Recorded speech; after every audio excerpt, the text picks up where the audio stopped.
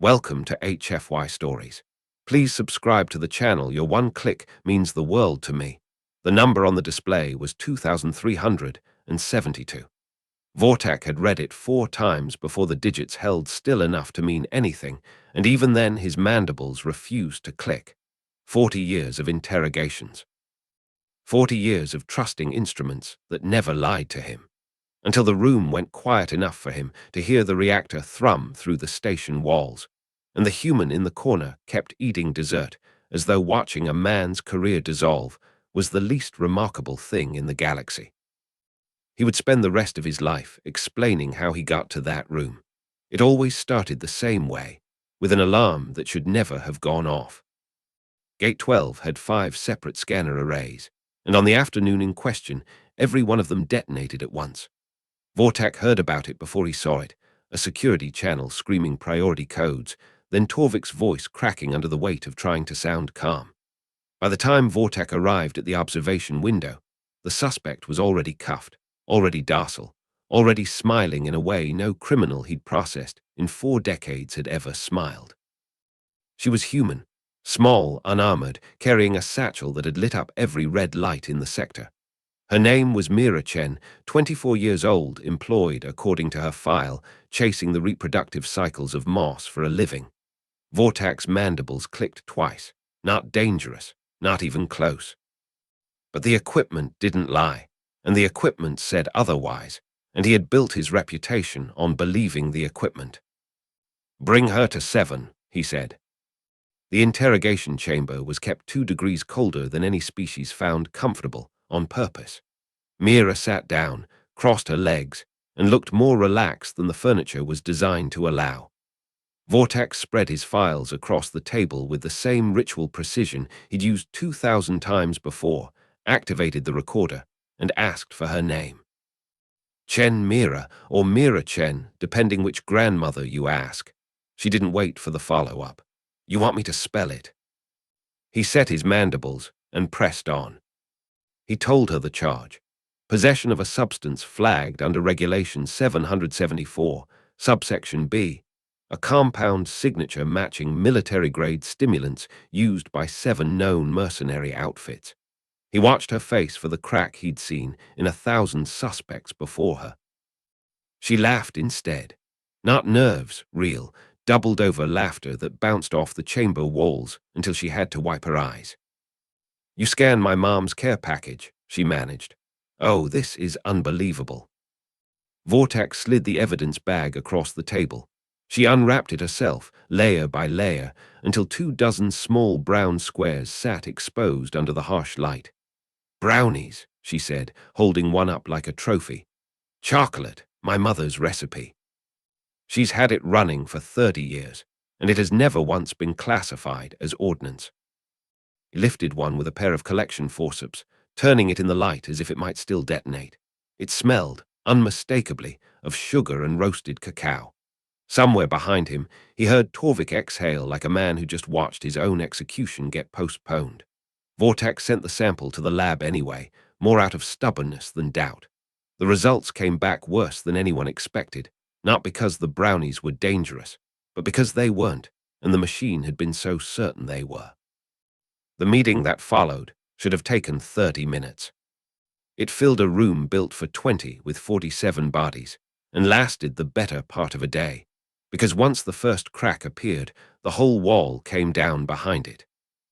The customs director admitted to holding wheat shipments for 6 cycles over nitrogen signatures that matched fertilizer restrictions, because nitrogen, as Meera pointed out through a mouthful of brownie, is nitrogen whether it comes from a lab or a compost heap. The medical director confessed that 70% of human prescriptions had been flagged as controlled substances, meaning patients had been denied basic pain relief for 2 full cycles. The commerce director had been taxing cotton shirts as restricted biological material. Then Kilnera, the station administrator, turned the question on the room itself. How many detentions in the last cycle relied on scanner evidence alone? Nobody answered until the system did it for them. 63 detentions, 41 convictions built on nothing but a machine's opinion. Every head in the room turned, slowly, toward the one man whose career was built entirely on trusting that opinion. "And you, Vortak," Kilnera said, "how many cases have you personally closed the same way?" He didn't reach for his files. He didn't need to. The number had been sitting behind his eyes since the moment the brownie came back clean. 2,372, he said, in 40 years. I don't know how many of those verdicts were built on evidence that meant nothing. The room did not gasp. It did something worse. It went still, the particular stillness of people recalculating everything they thought they understood about their own competence. Vortak felt his scales tighten across his shoulders, an old defensive reflex with nothing left to defend. He had spent 4 decades believing that doubt was a weakness interrogators couldn't afford. He was beginning to understand it might have been the only thing keeping him honest. Meera didn't gloat. That was the part he hadn't expected. She set down her brownie, met his eyes across the table, and said only, "A machine told you what to believe for 40 years. That's not the same as choosing to be wrong." He didn't answer her that day. He didn't have anything worth saying.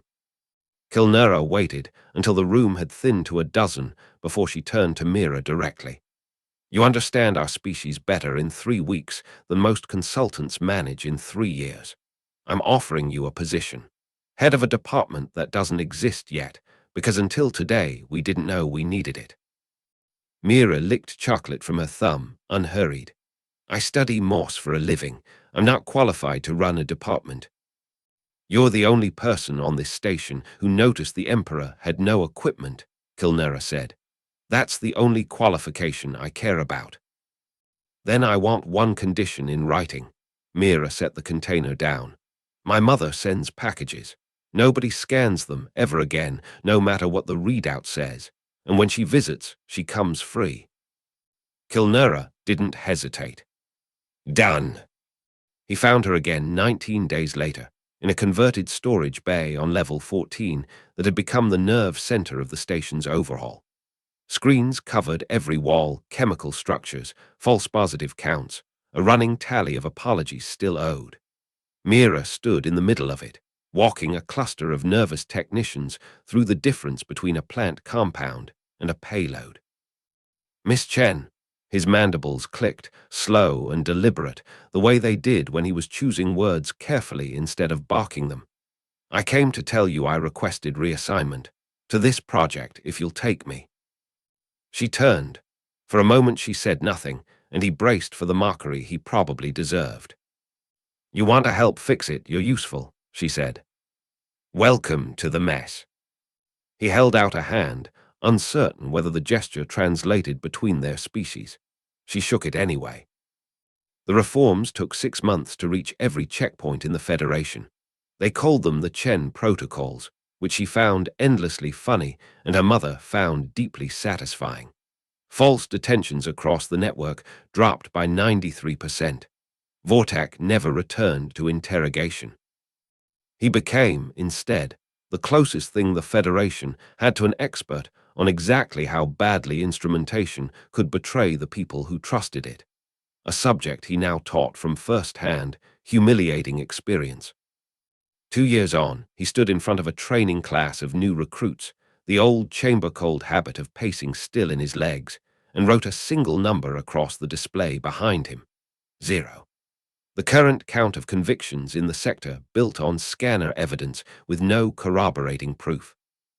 Beside the podium sat a small parcel, tied in paper covered with tiny earth symbols, still sealed. Nobody had touched the scanner near it in 2 years. "That number used to be something else," he told the room.